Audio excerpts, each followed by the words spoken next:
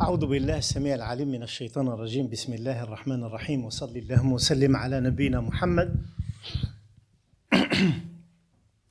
وعلى آله وصحبه وسلم تسليما كثيرا. Je remercie Allah subhanahu wa ta'ala qui me donne cette opportunité de vous rencontrer peut-être pour la première fois. Je suis né au Maroc, de la ville de Fès, d'origine de Tafilal. Je ne sais pas est-ce que vous connaissez ce...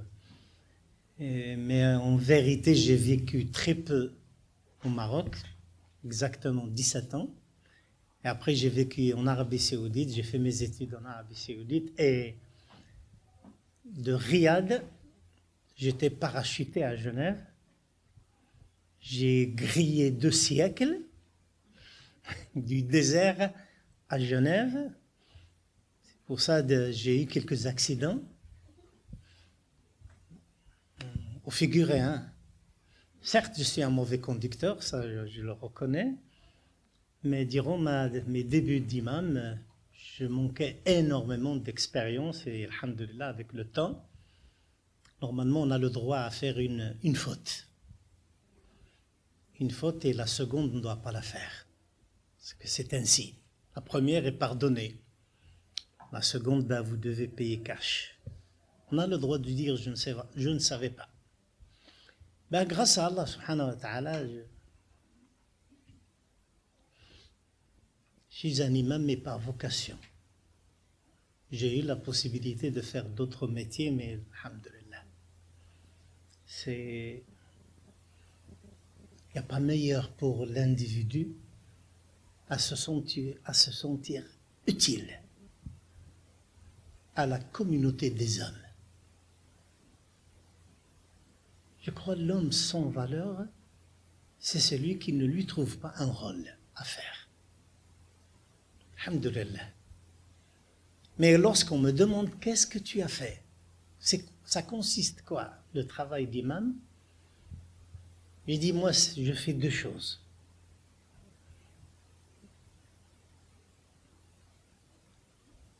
Je fais la toilette mortuaire.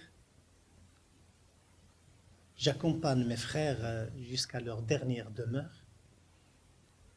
Parce que la mort, pour moi, c'est une machine à laver. Meilleur cours, c'est constater la mort et la nôtre. Et se dire que bientôt, nous aussi, on va subir le même sort. Comment? Je saurai. Au figuré, au propre. La seconde chose que je fais, et celle-là, elle n'a pas de prix, c'est essayer de toucher les cœurs des hommes et, si Allah le veut, le conclure par une conversion. Moi, je ne collecte pas les timbres, ni les petites voitures, ni ceci, ni cela. Moi, je collecte les conversions. Je ne peux pas vous dire le nombre, parce que c'est extrêmement privé. Mais je peux de temps à autre, si vous le voulez bien, un jour, vous raconter quelques histoires. Inch'Allah. J'ai un paquet, hein. Mais il faut me faire vraiment un très bon couscous comme celui d'hier.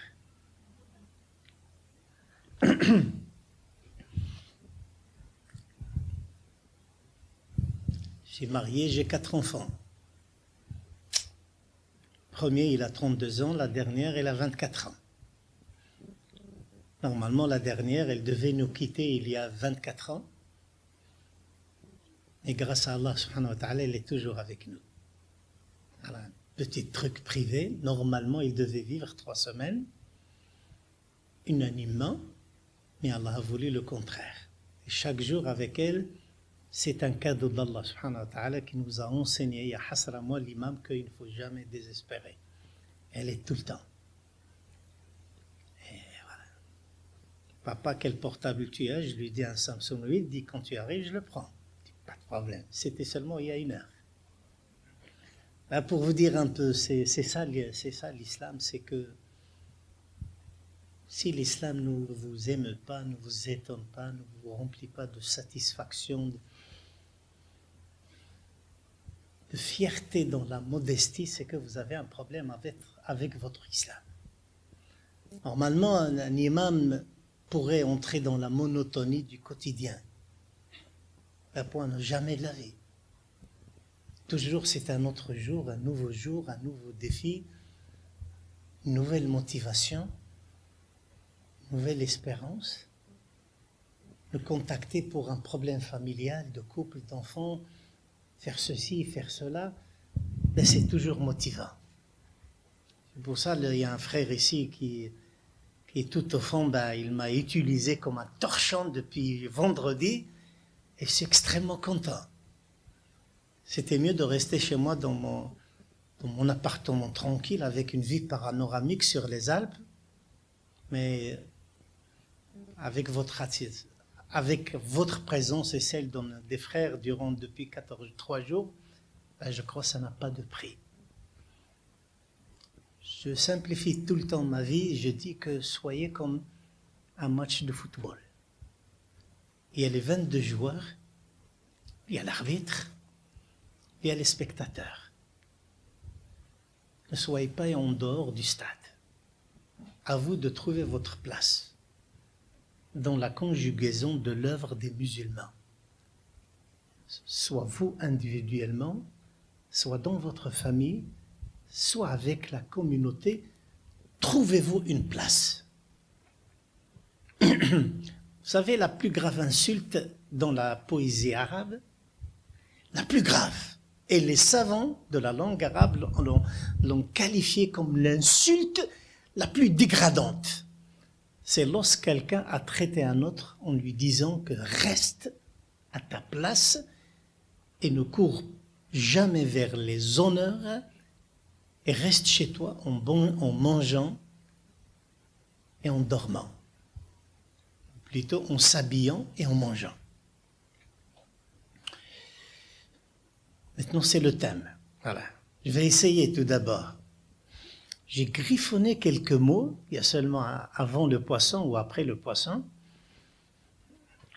Repas de midi, je veux dire. Parce que moi, j'ai tendance tout le temps à essayer à parler avec mon cœur, tout simplement. Je ne sais jamais de vous parler théorie.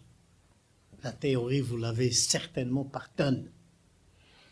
La sœur m'a dit que, Hakima, comme quoi, nourrir le cœur par rapport au Ramadan, qui va venir dans 2 mois, hein, faites attention.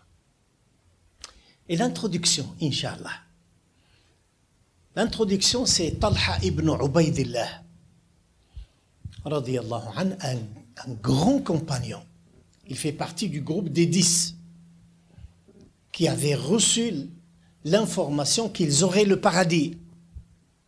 Le meilleur groupe des compagnons, c'est les 10. Il fait partie de ceux-là.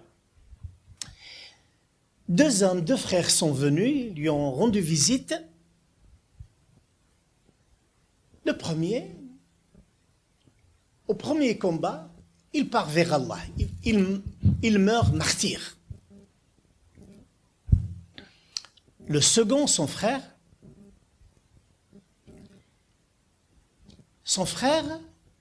a vécu 1 année après le frère. Il est mort dans son lit, normalement. Talha a vu les 2 frères dans un rêve. Et ils étaient 3, les 2 frères et Talha, devant le portail du paradis. Et puis quelqu'un a ouvert la porte du paradis. C'est un hadith authentique, attention. Hein. On ouvre la porte du paradis et on dit à celui qui est mort dans son lit, entre en premier. Et puis on ferme la porte. Et après un moment, Allahu alam combien a duré ce moment, on dit au second, celui qui est mort martyr, entre à ton tour. Et au troisième, Talha, gardien de ce paradis, lui a dit, toi reviens chez toi, ton tour n'est pas encore arrivé. Affolé, Talha ibn Ubaydillah n'a pas pu comprendre ce rêve. Le lendemain, il a raconté son rêve au prophète alayhi salatu wassalam. Et puis le prophète et les compagnons qui ont entendu le rêve, tout le monde, sauf le prophète sallallahu alayhi wa sallam, tout le monde était étonné. Comment ça se fait? Celui qui est mort en martyr est entré au paradis en second. Et l'autre qui est mort dans son lit, il est entré en premier. Et entre les deux, il y a un moment. Ça veut dire que l'autre est meilleur. C'est étonnant. Mais l'étonnement l'a dissipé, alayhi salatu wassalam, en disant, est-ce que vous êtes étonnés? Ils ont dit, oui, messager d'Allah. Normalement, vous ne devez pas être étonnés. Est-ce que, c'est ça le cours. Est-ce que le deuxième n'a pas fait un ramadan après? Ils ont dit oui. Est-ce qu'il n'a pas fait une année les 5 prières obligatoires? Dans une autre version, est-ce qu'il n'a pas fait 1800 prières après son frère? Ils ont dit oui. Il a dit, Wallah, entre les deux, il y a la distance entre le ciel et la terre. Ben pour vous dire que celui qui est mort dans son lit, il a un ramadan de plus et il a une année de prière obligatoire de plus, au minimum. Peut-être il a fait autre chose, mais le prophète alayhi salatu wassalam a choisi l'essentiel. Un ramadan de plus, 5 prières de plus. Pour vous dire les préférences, ce n'est pas à nous de les déclencher, de les faire. C'est Allah qui a fait les préférences et qui sera le premier, qui sera le second et le dernier. Atteindre le ramadan. Si j'arrive, moi le petit Suisse, à vous accorder ce petit savoir, atteindre seulement ramadan, la veille du ramadan, faire le ramadan et surtout le dernier jour du ramadan, croyez-moi, c'est une faveur d'Allah. C'est que ça prouve déjà qu'il vous aime. Parce qu'il n'accorde pas cette chance à ceux qui ne veulent pas. Surtout si vous prouvez que cet amour dans votre quotidien. Soit si quelqu'un n'est pas sur le bon chemin, Allah subhanahu wa ta'ala l'a regardé avec un certain regard et il a voulu qu'il lui donne une nouvelle chance à revenir sur la satisfaction d'Allah subhanahu wa ta'ala. Les premiers savants, globalement, ils avaient 2 invocations. Après le ramadan, avant le ramadan. Maintenant, on est déjà dans la deuxième phase, avant le ramadan. 6 mois après le ramadan, à savoir Shawwal, Dhul Qa'da, Dhul Hijjah, Muharram, Safar. 6 mois après le ramadan, il disait, Seigneur Allah, accepte notre ramadan. Et 6 mois après, il disait, Seigneur Allah, fais à ce que nous attendons Ramadan. Et celui la veille, lorsqu'on vous dit demain sera Ramadan, rappelez-vous de votre frère. La première chose à faire, dites Alhamdulillah wa shukrulillah. Seigneur Allah, fais Alhamdulillah que tu m'as fait atteindre le mois du Ramadan. C'est un énorme cadeau d'Allah subhanahu wa ta'ala. Et n'oubliez jamais, dorénavant, Inch'Allah, peut-être c'est la première fois que vous entendez ce hadith des 2 frères, peut-être, Wallahu a'lam. Si c'est le cas, je serais ravi. N'oubliez jamais le deuxième. C'est lui qui est entré au paradis avant son frère le martyr. Peut-être. Moi, c'est ainsi que j'ai compris cette religion. À chaque demeure de la foi, je dis, pourquoi pas moi? Et pourquoi je n'aurais pas ce degré, cette station? L'islam m'a enseigné de ne jamais désespérer et surtout de ne jamais utiliser le mot impossible. Wallah, je n'utilise jamais ce mot. Déjà dans ma compréhension de la vie, déjà mes origines, je suis sahraoui. de chez nous que kharjat, le mot que te disent les Marocains, c'est de chez nous. C'est voilà, pas l'entêtement, mais la fermeté. Donc jamais impossible, on arrivera.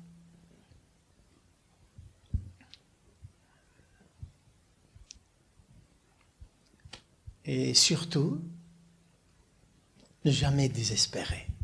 إنه لا ييأس من روح الله إلا القوم الكافرون. Avant de vous exposer quelques conseils, je dis tout le temps, je donne cette parabole, avant d'habiter dans un nouvel appartement, normalement, logiquement, c'est que avant d'habiter, avant d'emménager, avant d'installer vos meubles, vous nettoyez l'appartement. Et après, vous installez vos meubles. Et après, vous habitez correctement. Nous, notre structure a besoin de la même logique. Nous avons tout d'abord besoin de faire un grand nettoyage. Nous devons chaque jour qu'Allah nous prête vie, tout le temps, de voir qu'on n'est pas à la hauteur. Et qu'on ait cette sincérité de voir nos erreurs, de voir nos failles, de voir nos faiblesses et de les constater. Vous savez, la plus grave hypocrisie, ce n'est pas le comportement ostentatoire. Certes, c'est de l'hypocrisie. Mais plus grave que ça, ostentatoire veut dire je me montre pour les gens, pour qu'ils me taxent de bien, et ainsi de suite. Plus grave que celui-là, c'est l'hypocrite dans la solitude. C'est celui qui cherche à satisfaire son ego. Pour ça, regardez-vous. Un jour, j'ai entendu d'un thérapeute, j'ai beaucoup aimé cette image, il a dit des fois vous utilisez le miroir à mauvais escient. On aime tous le miroir des fois, peut-être pour enjoliver, pour ce truc, pour ceci, cela. Ben nous aussi, il paraît que les hommes aussi utilisent les produits de beauté. Aujourd'hui, c'est plus que les hommes. Certains, Allah, moi, je ne sais pas. Mais certes, le miroir est très utile. Ce soir, s'il vous plaît, ce soir, regardez-vous dans votre salle de bain. Regardez la personne que vous voyez devant vous et donnez-lui une note. Donnez à votre personne une note.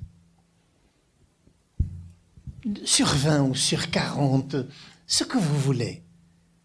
Et au moins dites-vous combien cette personne vaut auprès d'Allah.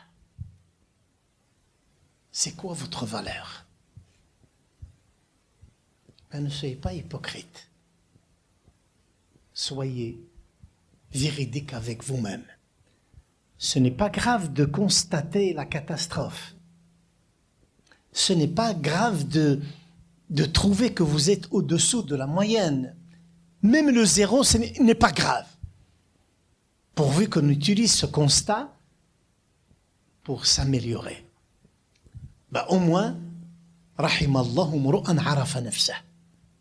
Qu'Allah donne sa miséricorde à toute personne. Il a bien su sa propre personne. Des exemples. Comment est votre foi? Comment est votre savoir? Comment est votre attachement scientifique, textuel? Quelle maîtrise vous avez par rapport à la divinité? Qu'est-ce que vous pouvez dire par rapport à ces noms? Allah subhanahu wa ta'ala a exposé dans son livre et à travers son prophète, il nous a exposé sa divinité. Et lorsqu'ils ont dit, mais qui est Allah? Ben, il a dit, voilà qui je suis. Je crois hier, durant 3 heures et quelques, j'ai expliqué quelques hadiths, quelques versets de sourate Ar-Rahman. Lorsqu'ils ont dit, mais c'est qui Ar-Rahman? Ben, il a dit, voilà qui est Ar-Rahman. Ar-Rahman, allama al-Qur'an, khalaqa al-insan. Et il a commencé, subhanahu wa ta'ala, à nous dire qui il est. C'est dommage, avant un mariage, avant une rencontre, avant un commerce, avant un voyage, on essaie de faire la connaissance de l'autre. Et la meilleure des connaissances, le meilleur qui doit être connu, Allah subhanahu wa ta'ala, ben, il y a des gens qui l'ignorent, même aujourd'hui. Qu'est-ce qu'ils lui doivent? Ça, c'est hyper important. Allez toucher les noms et les attributs d'Allah, sans exception. Parce qu'à travers chaque nom, il y a un devoir, il y a un savoir, il y a un savoir, il y a une méditation, il y a une leçon, et après, il y a un comportement humain. Toujours, c'est la règle. Je répète, à travers chaque nom d'Allah, il y a un savoir. Vous devez savoir le sens. Il y a certains noms qui ont plusieurs sens. Vous devez les savoir. Vous devez les méditer. Vous devez savoir la portée de ce nom, et surtout à la fin, vous devez dire qu'est-ce que je dois faire par rapport à ce nom. Et à ce moment-là, vous allez voir, c'est une thérapie qui doit durer quelque temps. Mais à la fin, vous ne pouvez jamais dire je ne sais pas Allah. Les savants ont utilisé un verset que je vous le donne comme il est. Et je souhaite que vous allez l'écrire, Inch'Allah, avant de sortir de chez vous, avant d'entrer chez vous, et surtout le graver dans vos cœurs. Fa'alam annahu la ilaha illallah wastaghfir li dhanbik. Et sache qu'il n'y a de divinité qu'Allah, et demande pardon de tes péchés. Les savants ont dit, Babu, chapitre, al-ilmu qabla al-qawli wal-amal, chapitre le savoir avant le discours et avant le comportement. Avant de dire, avant de faire, sache à qui tu dois la parole, à qui tu dois l'acte. Parallèlement, le même savoir par rapport au prophète alayhi salatu wassalam. Par rapport à sa vie, par rapport aux leçons qu'il nous a données, par rapport aux souffrances qu'il a souffert, et ainsi de suite. C'est le minimum. Le prophète alayhi salatu wassalam n'a pas besoin de se venger pour lui. Ne croyez pas que vous êtes des ignorants. Vous n'êtes pas des ignorants. Et là, Allah est intouchable. Et le prophète alayhi salatu wassalam est intouchable. Et l'islam est intouchable. Personne ne peut y toucher. C'est nous. C'est nous qui ne le sommes pas. Quelqu'un qui veut défendre quelqu'un, qu'il défend sa propre personne et qu'il défend la communauté. Ça, c'est notre devoir. Mais ce que nous devons au prophète, c'est aussi savoir son chemin, savoir sa sunna, la vivre, l'aimer, la pratiquer. Un jour, un savant a invité son élève. Il lui a offert un repas où il y a de la viande, il y a de la semoule, c'est pas votre couscous, mais quelque chose de comparable. Et puis, il y a beaucoup de courges. L'élève n'aimait pas la courge, il l'a rejetée. Mais il préférait la viande. Et le cheikh voulait taquiner son élève. Il a dit, pourquoi tu ne manges pas la courge? Il dit, elle a beaucoup d'eau et j'aime pas la courge. Et lui, il chicanait un peu, il lui dit, mais tu sais que le prophète Mohammed sallallahu alayhi wa sallam, il aimait la courge plus que la viande. Jamais le maître n'a imaginé que son élève aura cette réaction. Lui, il voulait seulement lui dire que son cheikh aime plaisanter des fois. À ce moment-là, l'élève lui dit, c'est vrai, maître? Il a dit, Wallah, il aimait la courge. Kana yuhibbu ad-duba'. Et l'élève a dit, Wallah, dorénavant, c'est la nourriture la plus préférée à mon cœur, et j'attaque. Et il était heureux, le cheikh, comme quoi, c'est ça la vraie nature de l'élève. Même ça, manger la courge, la viande, c'est même pas une sunna. Vous êtes libre de manger ce que vous voulez, pourvu que c'est sans excès. Mais avoir cette spontanéité d'aimer ce qu'il aime, aimer la salade qu'il aime, aimer l'aumône qu'il aime, aimer le ramadan qu'il aime, aimer sa femme comme le prophète aimait la sienne, avoir la fierté d'avoir une femme nommée un tel, essayer d'aimer ses compagnons, essayer d'aimer sa pratique et ainsi de suite. C'est ça, défendre le prophète alayhi salatu wassalam.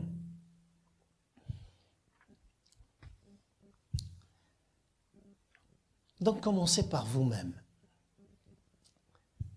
Commencez cette fibroscopie spirituelle avant de commencer ce ramadan.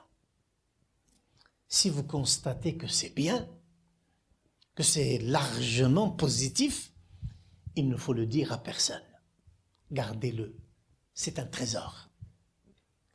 On ne divulgue pas ses secrets.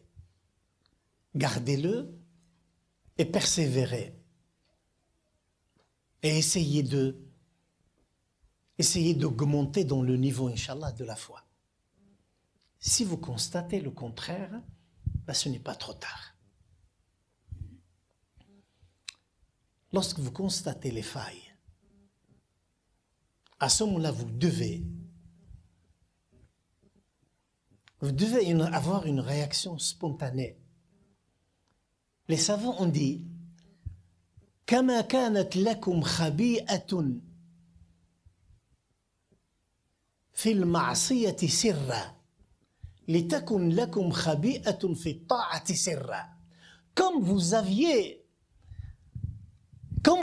fait des secrets, des péchés en secret, faites à ce que vous faites des adorations aussi en secret. Quand vous aviez eu cette aventure, ou cette ardeur d'avoir osé commettre ce que vous ne devez pas faire, oublions ce que vous avez fait. Mais maintenant, faites le contraire. C'est grave d'avoir su ce qu'on a fait, mais c'est encore plus grave de persévérer dans l'erreur.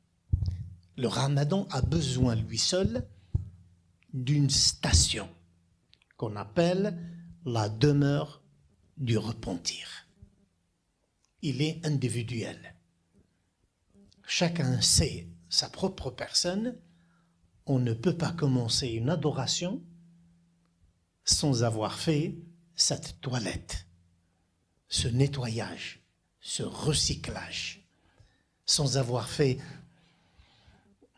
cette mea culpa personnelle et déclarer devant Allah subhanahu wa ta'ala que vous avez osé faire et ainsi de suite. Pas obligé de le dire. Pas obligé de le dire aux gens. On n'a pas de confession en islam. On se confesse à personne. On ne se confesse même pas à Allah parce qu'il le sait déjà. Votre position à faire, c'est de faire le premier pas. Celui de ça suffit. C'est fini. Peut-être vous connaissez tous. Je vais pas avoir un verre d'eau. Vous connaissez tous Al-Fudayl ibn Iyad, un grand savant. Je vous conseille d'aller chez le Cheikh Google et taper Al-Fudayl ibn Iyad. Et vous allez voir tout ce qu'il a fait. Quelqu'un qui est mort depuis plus que 9 siècles, 10 siècles. Et jusqu'à aujourd'hui, il éduque les gens. Par ses paroles et ainsi de suite. Il était un voleur, un brigand. Un jour, il escaladait le mur pour aller voler les innocents. Il voulait monter au deuxième, mais en traversant au milieu des fenêtres, il y avait quelqu'un qui lisait le Coran. Et il lisait le verset qui dit ألم يأن للذين آمنوا أن تخشع قلوبهم لذكر الله. Est-ce que le moment il n'est pas venu? Écoutez bien ce que Allah dit. Subhanahu wa ta'ala, il est plus miséricordieux que nos parents. Il a dit, est-ce que le moment n'est pas venu? Est-ce que le moment n'est pas venu aux croyants à craindre Allah subhanahu wa ta'ala, à ce que leur cœur craigne Allah subhanahu wa ta'ala? Est-ce que le moment n'est pas venu? Et lui, qu'est-ce qu'il faisait? Il escaladait le mur pour aller voler. Et puis il s'est arrêté. Il ne pouvait plus monter. Il n'avait pas le courage de descendre. Il n'avait plus de force. Et il répétait ce mot, il répétait ce verset. Alam ya'ni lilladhina amanu an takhsha'a qulubuhum li dhikrillah. Alam ya'ni lilladhina amanu an takhsha'a qulubuhum li dhikrillah. Je ne sais pas est-ce que j'ai le droit de dire quelle tolérance, mais quelle rahma d'Allah subhanahu wa ta'ala. Il s'adresse à serviteur et au lieu d'envoyer sa punition, il a proposé sa miséricorde. Et il dit, est-ce que le moment n'est pas venu? Ça, c'est la forme d'éducation que nous devons faire avec nos enfants. Au lieu de frapper, de crier, c'est cette méthode. Est-ce que le moment n'est pas venu pour que vous arrêtiez? Et lui, Al-Fudayl a dit, à la fin, il a dit, Seigneur Allah, le moment est arrivé. Il descend, il va à la mosquée et il se met dans la première halaqa, premier cercle du savoir. Et que toute cette fougue qu'il avait, toute cette intelligence qu'il avait, toute cette malice qu'il avait pour voler, pour attaquer, ainsi de suite, il a utilisé pour escalader d'autres échelles. La première, elle l'emmenait vers Shaitan. La seconde, elle l'emmenait vers Allah subhanahu wa ta'ala. À tel point que jusqu'à aujourd'hui, Fudayl ibn Iyad, je suis sûr et certain, à 1000%, il n'a jamais pensé qu'un jour, un petit Suisse viendra à Bruxelles parler en son nom. 10 siècles, 11 siècles après sa mort. C'est ça le savoir qu'Allah subhanahu wa ta'ala accorde à qui il veut. Je vous redis encore, pire que consommer la nourriture, je crois que vous avez votre cours avec la sœur, machallah. Je suis désolé que je n'ai pas entendu ce cours, moi j'aime beaucoup ce... J'ai dit hier que je m'approche à être végétarien. Pas encore, mais bientôt. Voilà.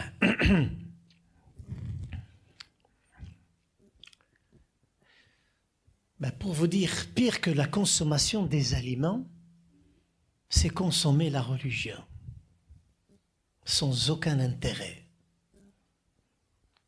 Je vous dis combien de discours nous avons entendus. Combien de discours du vendredi nous avons entendus. Aujourd'hui, le discours religieux est devenu comme une addiction. Même avec le WhatsApp, le YouTube, le truc, le ceci, on a un rendez-vous pour dorloter nos sens. Et juste après, ça va, j'ai fait mon devoir et je me couche. La question, c'est pas, mais qu'est-ce qu'on fait après? Aujourd'hui, un jour, j'ai décidé de ne plus faire le vendredi. Je fais la grève. J'ai fait la grève un mois. J'ai dit, trouvez-vous un imam. Et je l'ai fait exprès. Et il venait chez moi, je ne viens plus. J'ai fait le discours sur la morale.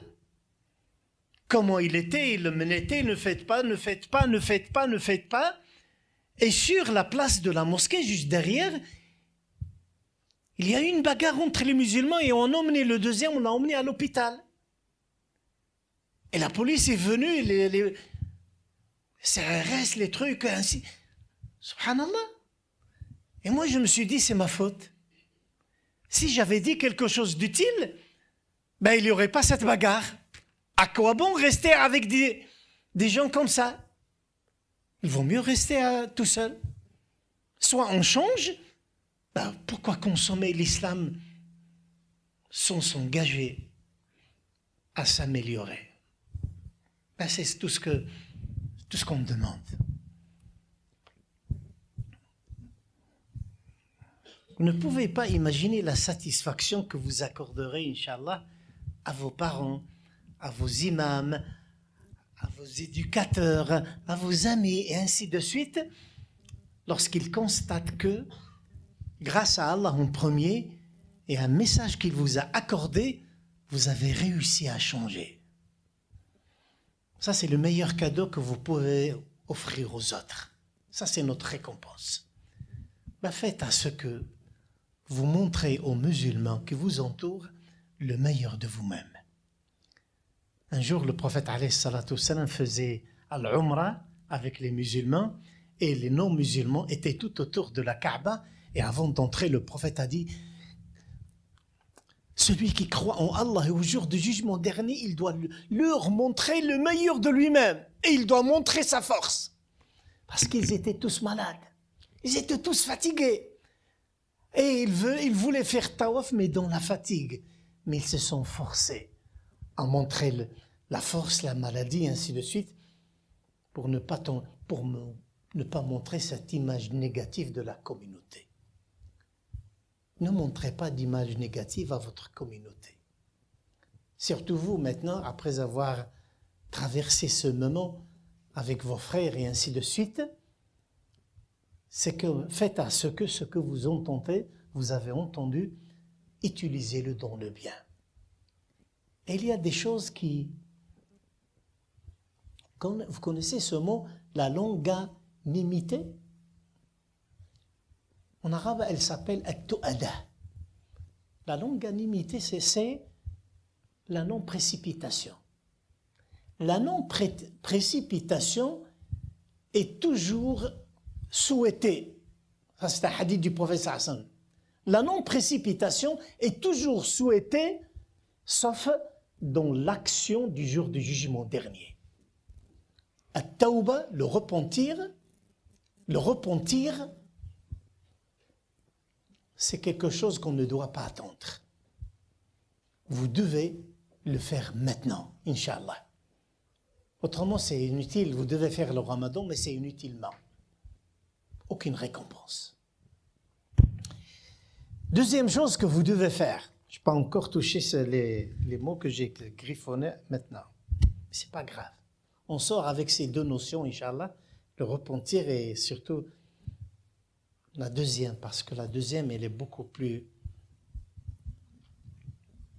accessible. La deuxième, c'est arrêter les problèmes que vous avez avec vos frères et vos sœurs. Les litiges que vous avez. L'animosité que vous portez aux autres. Ben, vous devez arrêter. Pas demain, aujourd'hui. Si vous êtes une vingtaine, je dis, supposons vous, les 20 personnes, que c'est vous qui avez subi l'injustice. Je parle, vous êtes victime. Donc, la probabilité, ben vous riez les sœurs, ben oui, vous savez déjà que des fois lorsqu'on touche, on commence à découvrir les individus, presque tout le monde, ma sœur, wallah. Parce que des fois, on a été réellement touché et on nous a fait très mal. Surtout par la personne qu'on ne s'attendait pas. C'est pas grave. Si les gens étaient tous identiques et au même niveau, il n'y aura pas des degrés au paradis. Vous êtes d'accord? Voilà, c'est tout. Et que je m'adresse aux victimes que vous êtes. Je suppose que vous êtes les victimes. Et je vous dis, l'islam vous ordonne à se réconcilier. Je vous le dis. Vous voulez le ramadan? Arrêtez arrêtez ce que vous avez avec les gens. Sont les fautifs ou ceci, ce n'est pas notre logique. Notre logique, normalement, il n'y a plus de litige entre musulmans. On doit se réconcilier. Aujourd'hui, avant demain. Pour deux raisons. Pour mon frère, l'autre. Parce que malgré tout ce qu'il m'a fait, mais je ne veux pas qu'il va en enfer. Ou il passe même un séjour d'1 heure en enfer. Si lui n'a pas vu ma fraternité, moi je ne l'ai jamais oublié. Ça c'est la première. Autrement, vous n'avez pas compris l'islam. مثل المؤمنين في تودهم وتراحمهم كمثل الجسد الواحد. L'exemple des croyants dans leur amour et leur douceur, c'est comme le corps. Lorsqu'un membre souffre, tout le corps souffre. Et ça, c'est ça l'islam. Et ça, ma fierté, moi personnellement. Pour ça, je peux vous dire que, voilà, je n'ai de haine à personne. Alhamdulillah. Ça, c'est tout le mérite provient d'Allah. Je n'ai pas de force à gaspiller, à détester les gens. N'oublie.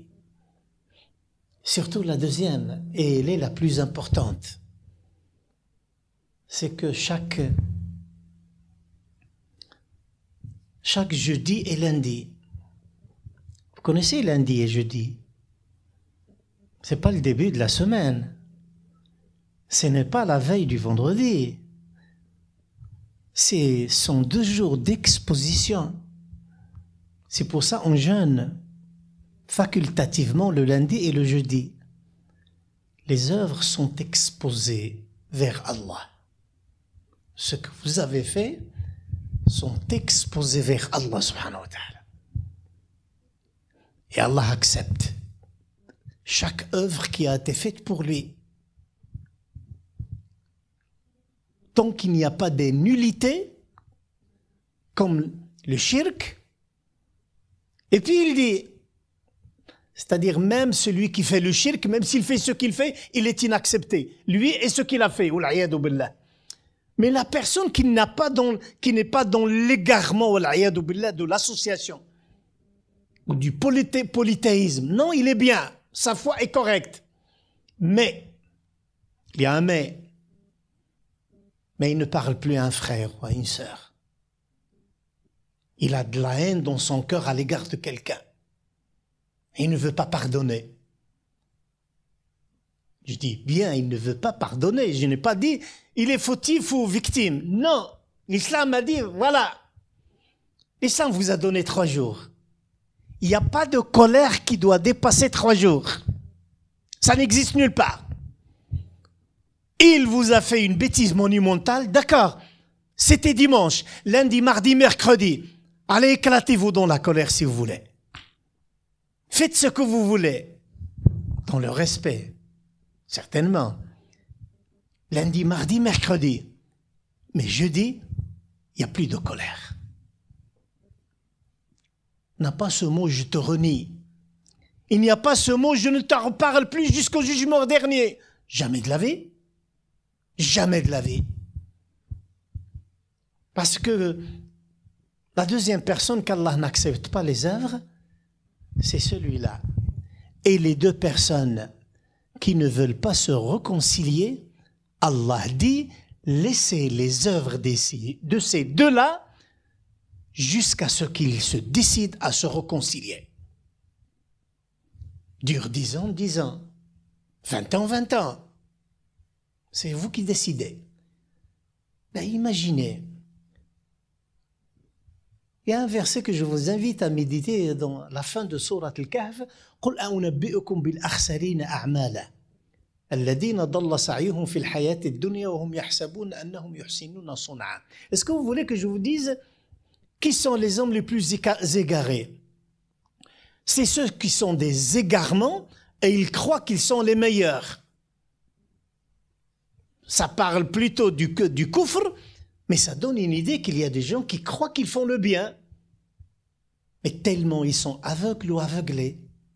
qui n'ont pas pu constater l'égarement où ils sont. Décider de ne pas se réconcilier est un égarement. Maintenant, il vous a fait réellement quelque chose. Vous devez le contacter de la meilleure manière, juste et élégante. Il ne faut pas venir et lui dire « Ah, le cheikh a dit réconcilier, je te conseille. Voilà ceci. » Ben non, c'est faux. Ça, c'est faux. Ça, c'est une insulte plutôt. J'ai dit bien juste et élégante. Je vous raconte une histoire, Inch'Allah. Parce que c'est que celui qui vous pousse cette motivation, c'est celle d'Allah subhanahu wa ta'ala. Et en plus, vous voulez sauver cette personne. Vous avez 3 jours, certes, vous venez auprès de lui, vous l'approchez de la meilleure manière, vous lui demandez pardon, nous sommes des frères, on arrête, le prophète sallallahu a dit, et ainsi de suite, et ainsi de suite. Maintenant, par loi maintenant, soit il est élégant, et à ce moment-là, il aura honte. Et moi, j'ai vu des larmes, tellement il était déçu. Déçu pourquoi il n'était pas le premier à venir s'excuser, lui le fautif. Mais c'est parce que c'est ainsi. C'est ça la galanterie islamique, si le mot est juste. C'est ça l'élégance. C'est ça cette station que l'islam a appelée l'excellence. C'est nous qui devons faire le premier pas. Autrement, vous n'avez rien compris de l'islam. Si lui, il s'est montré néfaste et négatif et il ne veut pas, à ce moment-là, c'est son problème. Vous avez fait son devoir, votre devoir, lui n'a pas fait le sien. Si vous voulez refaire et essayer une nouvelle fois, c'est facultatif. Moi, je vous conseille de ne pas faire la 2e, mais la 40e, la 1000e et ainsi de suite. C'est-à-dire, jamais le désespoir. Et dans ma vie, on a récupéré des gens. On a récupéré des gens qui étaient dans des cas plus graves que celui-là. Si vous avez fait votre devoir, à ce moment-là, continuez. Continuez votre route et laissez-le. Il a préféré le bas-côté, c'est son problème. Continuez, de temps en temps, vous voulez jeter un regard, c'est pas grave. C'est lui, c'est un poids. On l'abandonne. Si vous avez essayé. L'histoire, Al-Hassan ou Al-Hussein, petit-fils du prophète alayhi salatu wassalam. Il y a eu un problème entre les deux. Al-Hassan l'aîné, Hussein le cadet. Al-Hassan était fautif. Hussein plus savant. Il a écrit à son frère, écoutez bien. J'aimerais bien que vous écrivez, Inch'Allah, cette histoire et vous essayez de la partager à cette communauté et surtout à ses frères et sœurs et ainsi de suite qui ne veulent pas se réconcilier. Il a dit, mon frère, tu sais bien que ce que notre grand-père a dit, alayhi salatu wassalam, il a dit le meilleur des deux, c'est celui qui commence par dire salam alaykum. Wa khayruhum alladhi yabda'u bis salam. Les deux qui avaient un litige, le meilleur, c'est celui qui vient vers l'autre. Même s'il est fautif, même s'il est victime. Et c'est lui qui vient et lui dit, pardon, tu es mon frère, effaçons le passé. Il y a un problème financier, je réduis l'argent. Il y a un truc, on enlève. Et ça demande réellement de la foi, le panache, le charisme, réellement, la beauté de la foi islamique. Le meilleur, c'est celui. Et puis, Al-Hussein, il dit, notre grand-père a dit, le meilleur, c'est celui qui vient vers l'autre et lui dit, et il répare le tort. Et si donc, notre grand-père n'a pas dit ça, je serais déjà venu te demander pardon. Parce que je ne veux pas que je sois le meilleur. Viens demander pardon. Viens me demander pardon pour que tu sois le meilleur. Est-ce que vous connaissez une élégance meilleure que celle-là? Il était prêt à venir demander pardon. Mais tellement il aime son frère qu'il ne voulait pas qu'il soit meilleur auprès d'Allah. Il a dit non, tu es l'aîné, tu es le meilleur. Tu étais la première joie du prophète Mohammed sallallahu alayhi wa sallam en étant son petit-fils de Fatima. Donc tu as la primauté. Et d'aller voir comment Al-Hassan a réagi. Comment Al-Hassan a réagi? Radiyallahu anhu. Il a répondu par des larmes. Il a été écrasé par les larmes. Et tellement il était écrasé par les larmes qu'on lui a entendu une voix. Par l'émotion et surtout, pourquoi il n'a pas fait ça? Lui, il est né. Il a vu que son frère, voilà, il est plus proche de la sunna que lui et il a pleuré. Et à ce moment-là, il a dit, Wallah, c'est ça l'éducation de notre grand-père. Et si vous êtes les enfants de cette religion, si vous êtes les disciples de cette religion, si vous dites que le prophète alayhi salatu wassalam est votre référence, ben faites tout d'abord ces deux. Je vous ai dit la première avec Allah. La seconde, c'est par rapport à nos proches. Commencez le Ramadan, Inch'Allah, avec ces deux forces.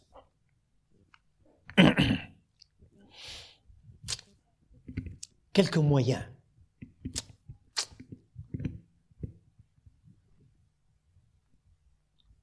J'ai un frère que j'aime énormément à Lyon. Il a essayé de me parler aujourd'hui par WhatsApp. Puis il m'écrit, cher, je peux vous montrer si vous voulez. Cher, la connexion est faible. Je me suis dit, je vais l'écrire. La connexion est faible.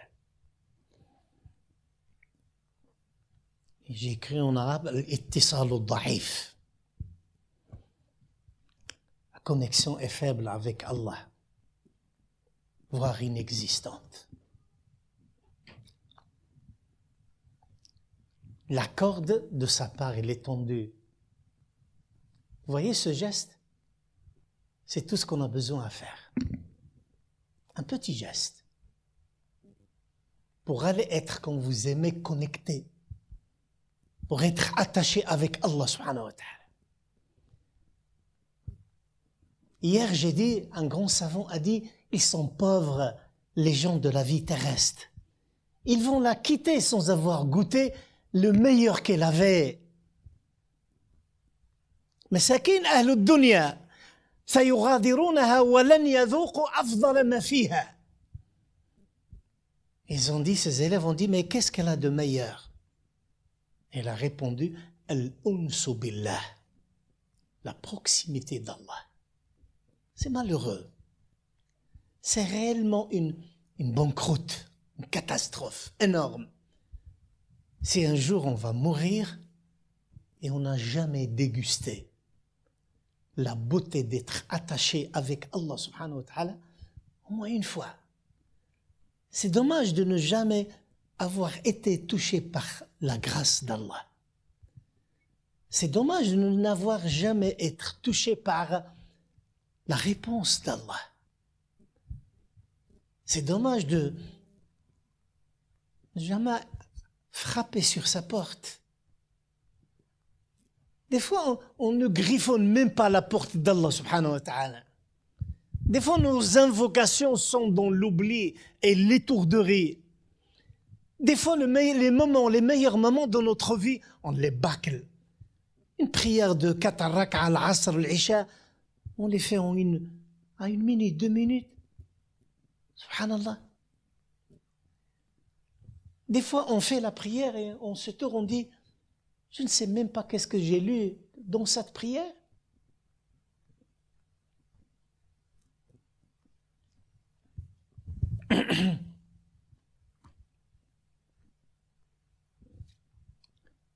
J'ai dit hier que la meilleure preuve de l'existence d'Allah subhanahu wa ta'ala s'appelle la preuve de la réponse.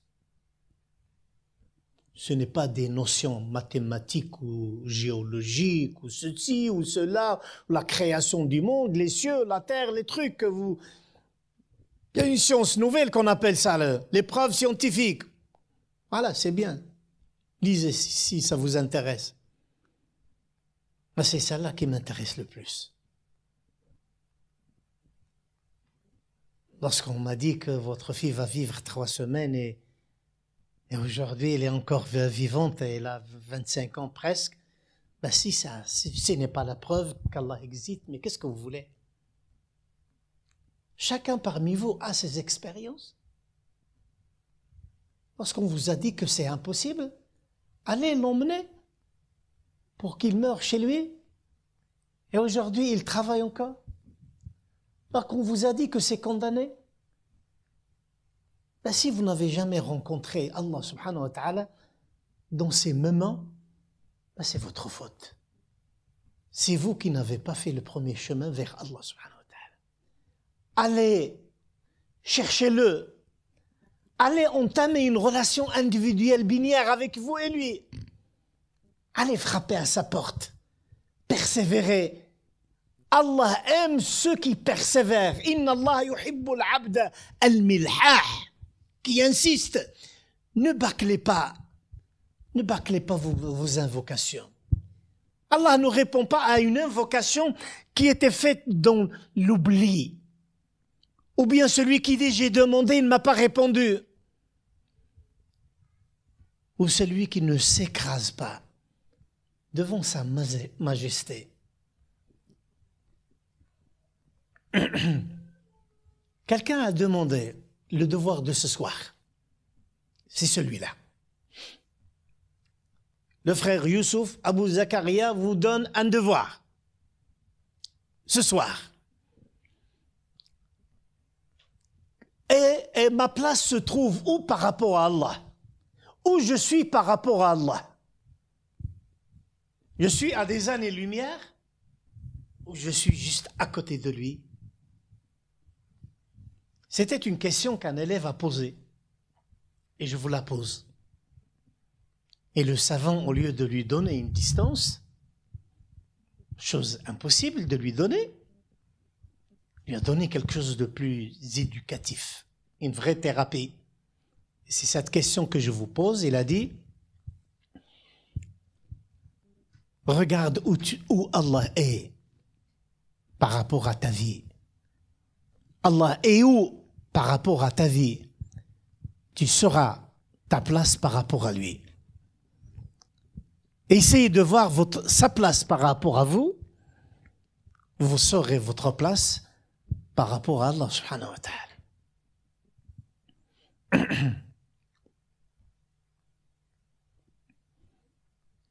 Safina d'un compagnon. Un jour, son bateau a chaviré, tout le monde est mort.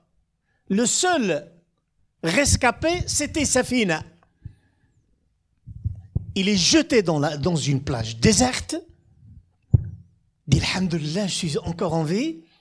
Il monte la dune de sable et lorsqu'il se lève pour marcher, il trouve un lion devant lui. Allah, Allah.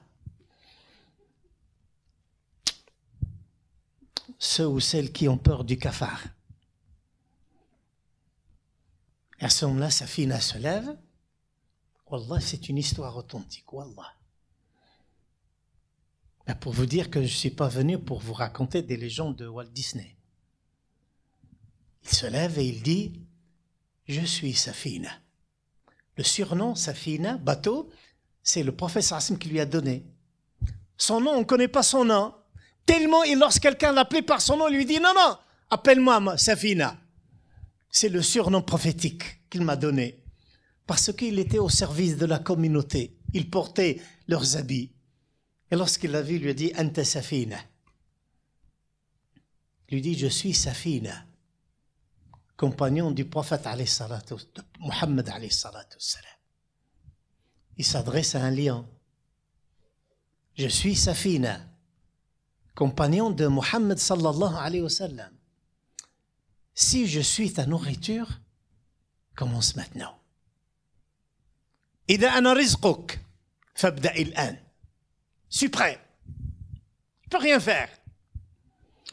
Et si je ne suis pas ton rizq, montre-moi mon chemin. Et Safina raconte, il dit, il s'est tourné et j'ai vu comme s'il me disait, suis-moi. Et je l'ai suivi. Et on a marché ensemble jusqu'à ce que j'ai vu des maisons. Et à ce moment-là, il m'a regardé et il a regardé l'horizon et puis il est parti. Comme s'il lui disait, c'est ici les maisons des gens.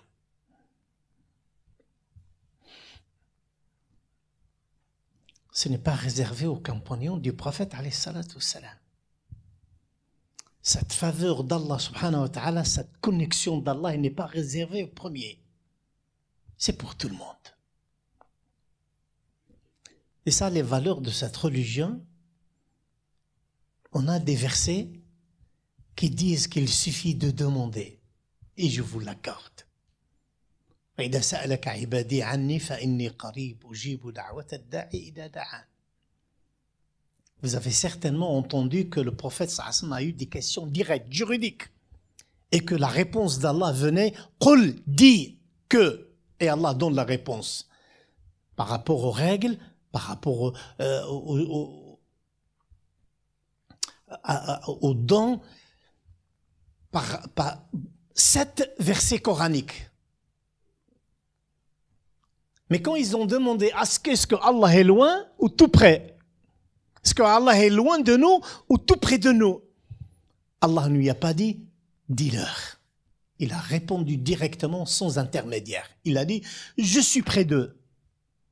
Dans Sourate Qaf, il a dit wa huwa aqrabu ilaykum min hablil warid. Et le plus proche de vous que votre veine jugulaire. Si vous figurez. Touchez votre cou. Allah subhanahu wa ta'ala est plus proche que ce toucher. Mais pourquoi c'est loin? C'est notre faute. Vous connaissez le sel? Ça fait certainement préparer à manger. Le sel était une denrée qui coûtait très cher. Et l'Arabie n'avait pas beaucoup de sel. Le sel était un luxe. Mais est-ce que c'était impossible pour ces femmes musulmanes? Ben non. Regardez, ils préparaient le repas. À un moment donné de la préparation, il y avait certaines femmes musulmanes, elles levaient leur visage et ils disaient « Seigneur Allah, un peu de sel à ma marmite, un peu de sel à ma nourriture. » Et quand ils mangeaient, il était salé. Et c'était cet événement, il était fréquent. Il était très fréquent. Imaginez la Mecque. Il y avait des gens qui mangeaient le raisin. Khubayb était en prison, dans une cave,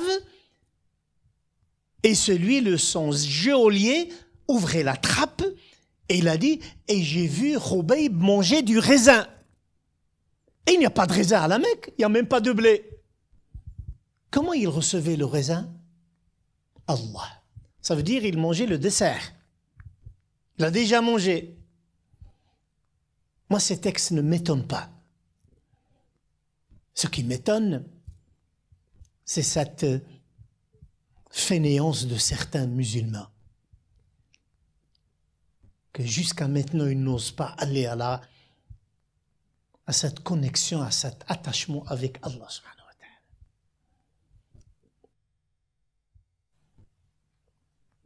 Je dis tout le temps, c'est ma devise dans mes cours, c'est bien de respecter les règles. C'est bien. Moi, je ne suis pas contre. Au contraire, ça me satisfait. Moi, je ne pourrai jamais vous dire le comportement extérieur n'est pas l'islam. Non, je ne le dirai jamais. Mais je vous dirai jamais que c'est l'essentiel. Beaucoup plus important que le comportement apparent, c'est l'état des cœurs. Ça, c'est plus important. L'action du cœur, ibadatul qalb, l'adoration du cœur, C'est ce qu'on appelle la spiritualité. Malheureusement, on a laissé la spiritualité aux autres. On a oublié cette notion que nous aussi, nous devons avoir un programme spirituel avec Allah. Et tout ça, il y a ce côté facultatif des choses. Hier, j'ai dit au minimum 2 récitations coraniques. La première, durant le mois. Rapidement, c'est pas grave. 1 jour, chaque jour. La seconde, même si ça dure 2 ans, 3 ans, c'est pas grave. Lisez chaque verset et posez-vous une question. Après chaque verset, posez-vous une question. Qu'est-ce que Allah me dit à travers ce verset? Vous voulez pousser encore les choses plus loin? Quelle relation entre le verset 2 et le verset 3?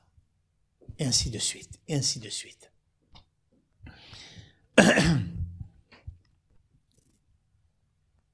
Spiritualité aussi, c'est le dhikr.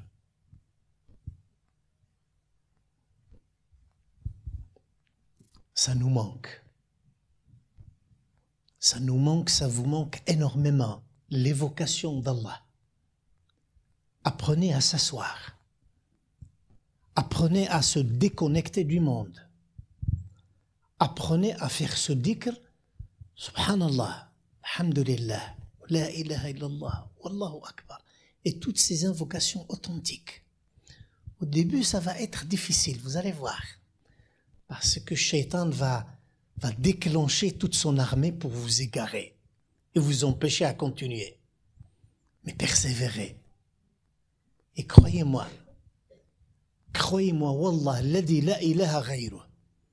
En essayant seulement le 1er, 2e jour, 3e jour, vous allez sentir que vous allez devenir différent.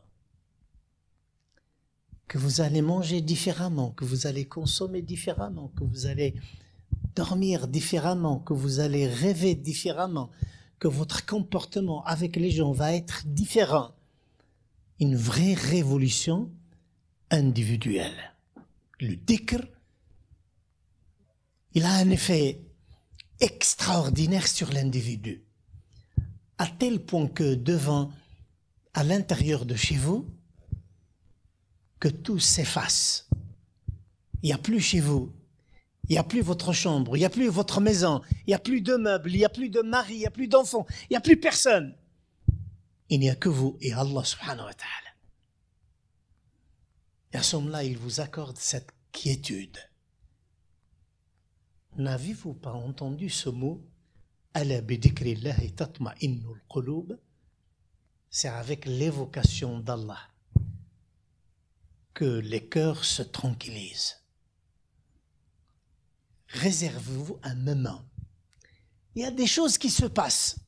Mais le plus important de cette évocation, à part ce que je viens de vous dire, ce que vous allez recevoir, beaucoup plus important que ça, c'est ce qu'il va faire, subhanahu wa ta'ala. Et qu'est-ce qu'il va faire? C'est qu'il va prononcer votre nom. Il va se rappeler de vous. Il va dire votre valeur. Il va dire vos mérites. Il va vous élever et vous montrer devant ces créatures, les anges. Autrement, n'avez-vous jamais entendu ce verset qui dit « Fadhkuruni » et après « Fadhkurkum » Rappelez-vous de moi. Je me rappelle de vous. Mais qui sommes-nous pour qu'il se rappelle de nous? Lorsqu'il a dit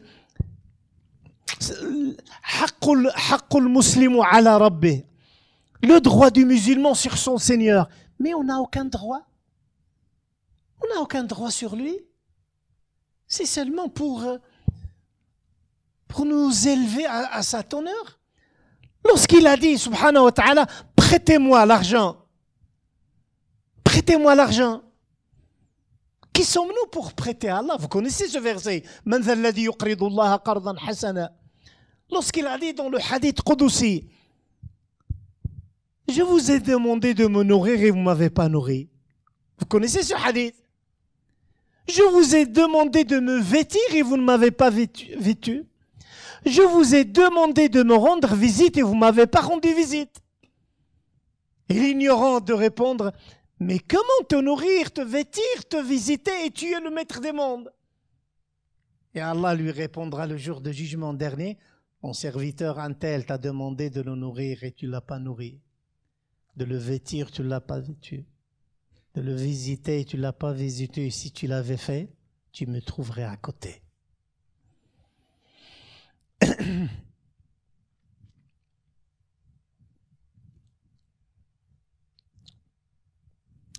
C'est ça la valeur de l'évocation d'Ikrullah.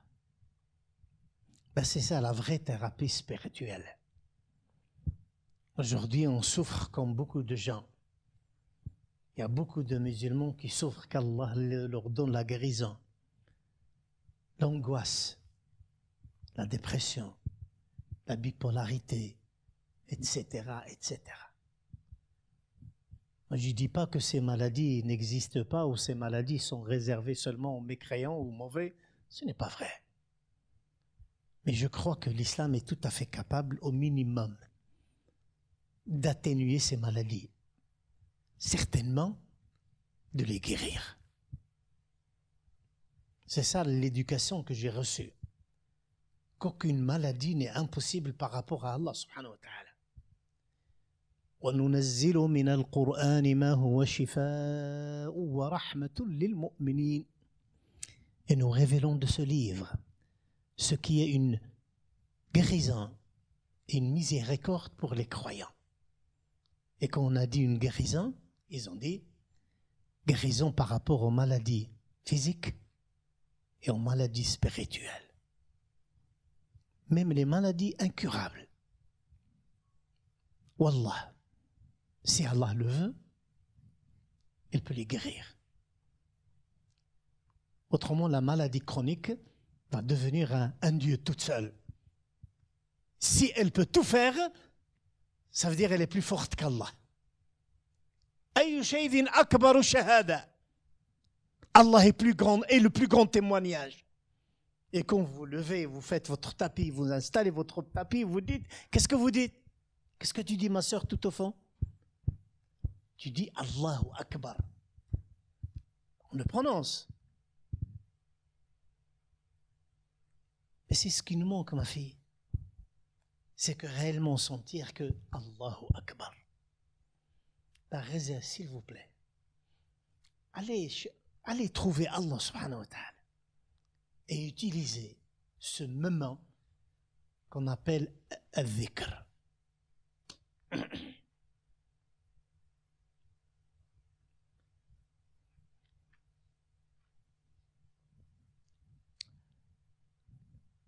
Je vous ai parlé de la lecture coranique pour qu'elle soit votre compagnon. Mais il y a aussi un autre devoir que vous devez. Ça pourrait déstabiliser un peu vos convictions, mais c'est vital dans nos décisions et avant de toucher le Ramadan. Faites le tri de votre compagnie que vous avez. Faites choisir vos amis à qui partager des moments. Les Français, je crois, disent il vaut mieux être seul que mal accompagné. Moi, qu'est-ce que tu dis? Les Belges aussi. Oui, avec le chocolat belge, c'est bon.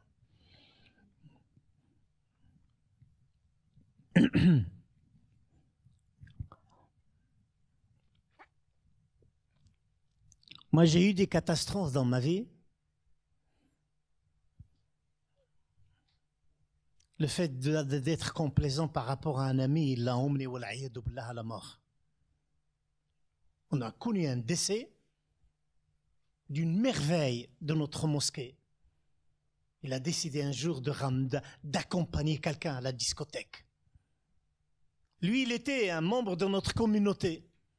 Mais parce que son ami il y a eu une bagarre et le premier qui est tombé raide mort, c'était lui. C'était la première fois de sa vie qu'il a vu la discothèque 55. Ya Latif n'a pas osé informer sa famille dans le bled comment il est mort. On a dit il est mort par un accident. Parce qu'on savait que personne n'ouvrira le cercueil. C'est interdit de l'ouvrir. Jusqu'à maintenant, ils ne savent pas comment il est mort. Pour ça, allez choisir vos amis.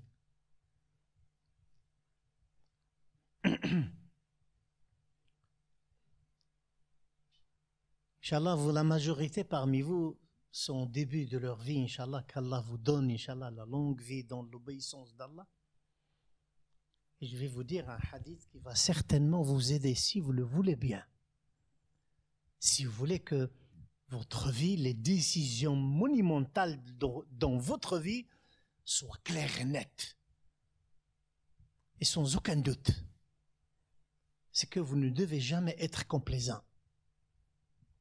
Vous devez trancher dans les grands moments de votre vie. Comment faire? Des fois, on a de la peine, faire stikhara, faire ceci, faire cela, demander conseil à quelqu'un, compétent, non compétent. Je vous donne la réussite, la recette. C'est celle du prophète Mohammed alayhi salatu wassalam. Il a dit, n'oublie pas ce hadith. Man ja'ala al-hamma hamman wahidan, hamma akhiratihi.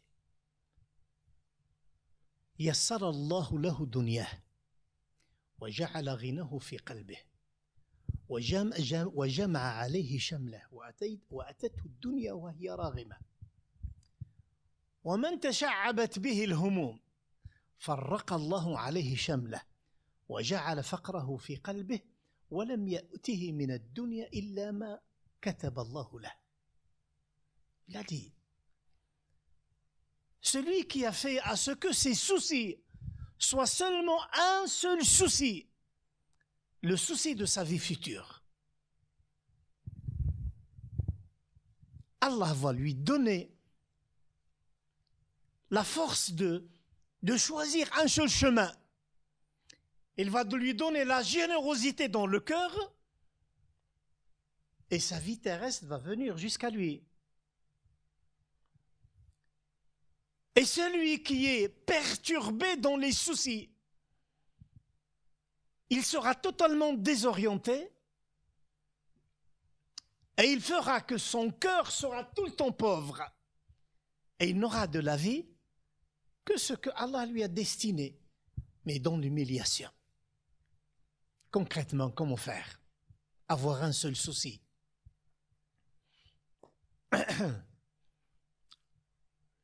Je postule pour un travail.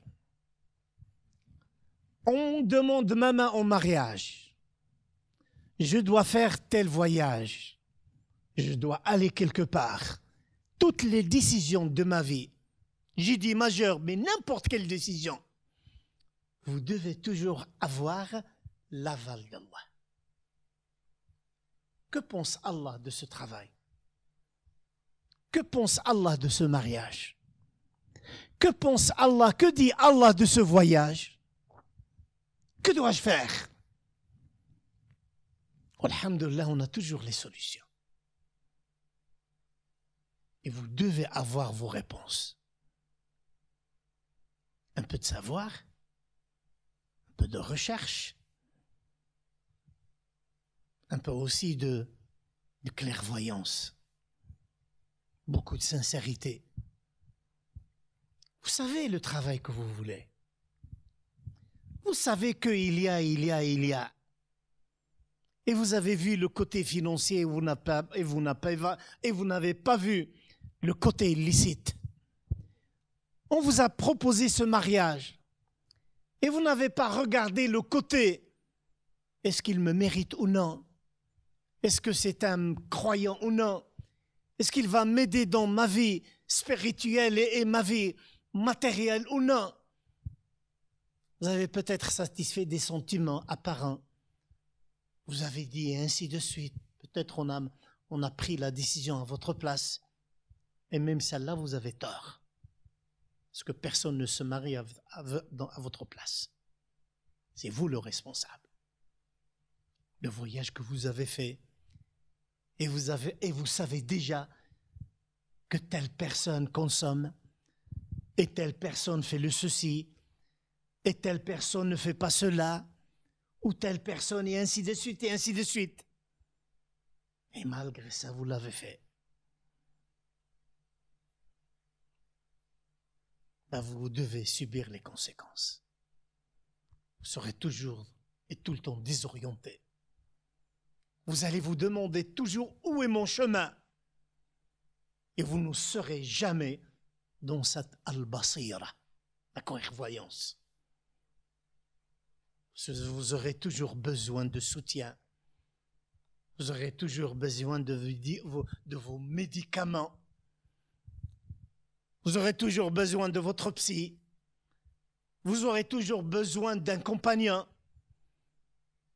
Vous aurez toujours besoin de votre addiction. Des fois, on devient même l'esclave de sa cigarette. Moi, je crois que c'est une forme d'adoration. Je ne dis pas que c'est une adoration, mais quand même, comment un truc comme ça m'oblige à... Il n'y a rien de plus fort que... Qu'est-ce que tu as prononcé il y a une demi-heure? Allahu Akbar. Moi, je crois Allahu Akbar. Il est Akbar aussi par rapport à la cigarette, par rapport à toute chose. Comme on n'a rien compris du mot Allahu Akbar. Tu me laisses tranquille, Abdelrahman. Il me dit 5 minutes. Moi, j'ai vu 50. D'accord. Non, je vais conclure. Peut-être vous avez des questions. Ben, commencez déjà par ça. Ce hadith du prophète, alayhi salatu wassalam. Si la première réaction, voilà,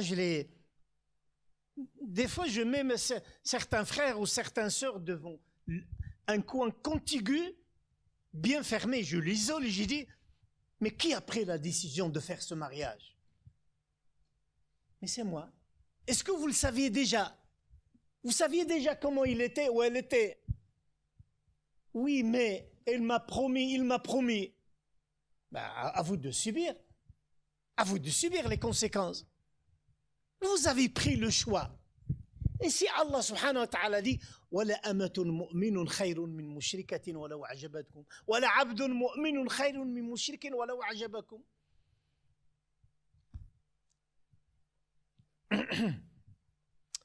Ben faites à ce que toujours vous ayez ces références. Tout le temps. N'allez pas aveuglement. Ne faites jamais une chose si vous n'êtes pas convaincu. Et convaincu, c'est Allah. Subhanahu wa ta'ala. En second lieu, le prophète alayhi salatu wassalam.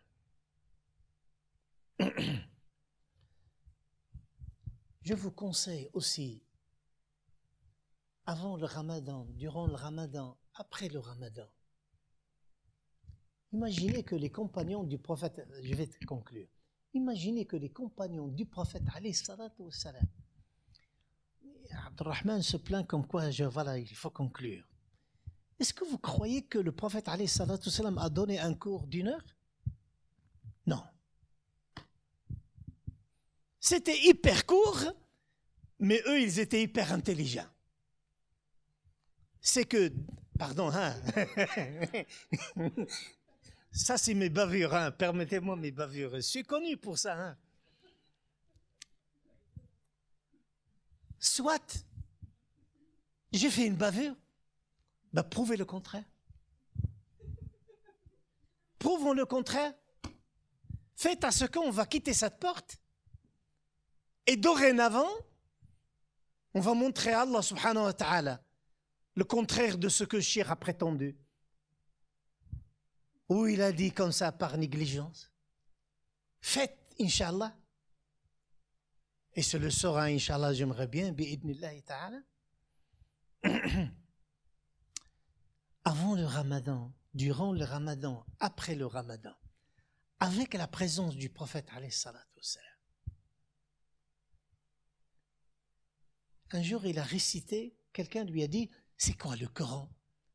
Il lui a récité Sourate Ar-Rahman. Il a dit, j'atteste qu'il n'y a dû deviner, tu es un messager d'Allah. Il s'est converti.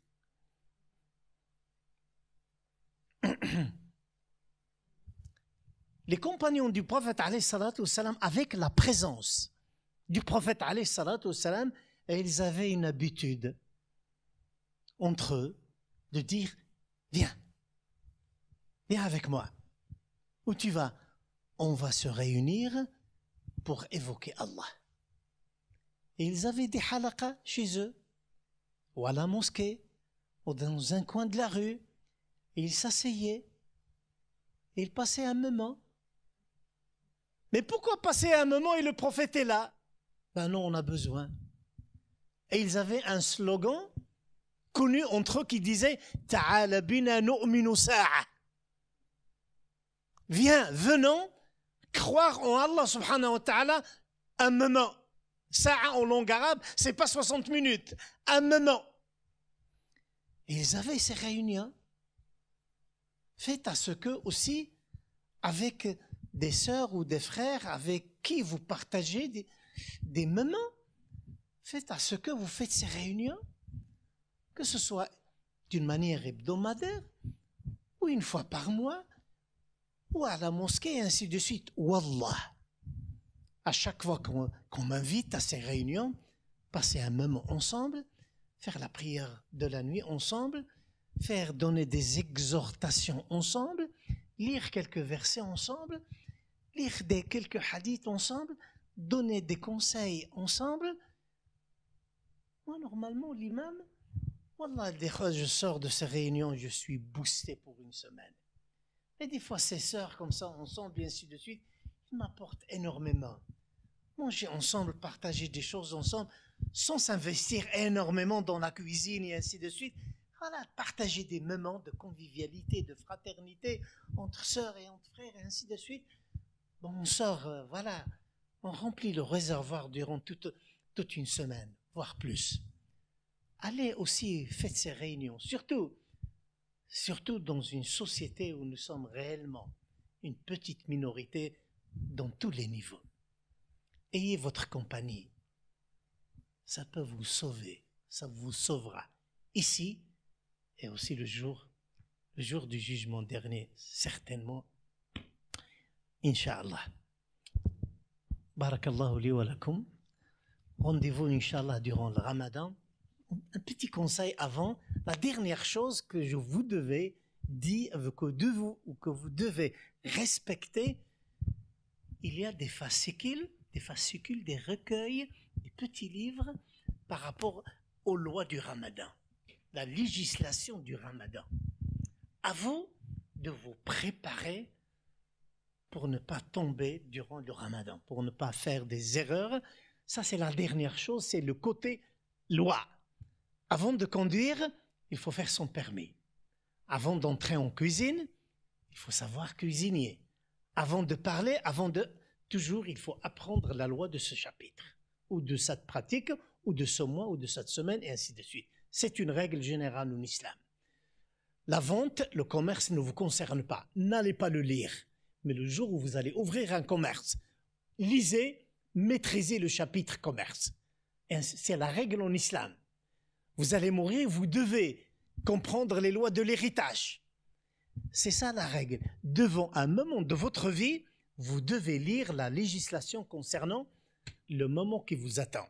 Le Ramadan approche, préparez-vous, comme je vous ai dit globalement, dernièrement côté législatif, et à la fin, faites la conclusion en disant est-ce que Allah a accepté ou non? Lorsqu'il est accepté, la première semaine, au maximum, si vous voulez que je sois gentil avec vous, 2 semaines. Après le Ramadan, vous allez savoir est-ce qu'il a accepté ou non. Si j'étais avec vous, j'attendrai jusqu'à la fin du Ramadan. vu que je ne suis pas avec vous, Allah subhanahu wa ta'ala est avec vous, je vous dirai, regardez les jours après le Ramadan. Si tu vas constater, ma fille, que tu t'es améliorée après le Ramadan, tu as changé positivement, tu as grandi dans tous les niveaux, ça veut dire que tu as reçu le cadeau. Et les cadeaux, les effets du Ramadan, tu l'as. Allah subhanahu wa ta'ala paie cash, en espèces et express. C'est nous qui avons ces attentes et ces absences. Lui, c'est direct. Regardez les premiers jours. Je vous dis seulement par gentillesse la première semaine. Et normalement, dès les premiers moments après le Ramadan, ça se voit. Peut-être le premier jour. La même chose se dit du Hajj. Toute pratique. Ayez toujours ce regard, comment je suis après. Et vous aurez votre réponse. Lorsque vous avez la réponse, qu'est-ce qu'il ne faut pas faire, ma fille? Ne jamais le dire. Ne jamais dire Allah a accepté parce que vous ne savez rien. On sent. C'est un honneur, un bonheur, et c'est de l'intimité. C'est la grande intimité. Barakallahu fikum wa jazakum Allahu khayr al-jaza.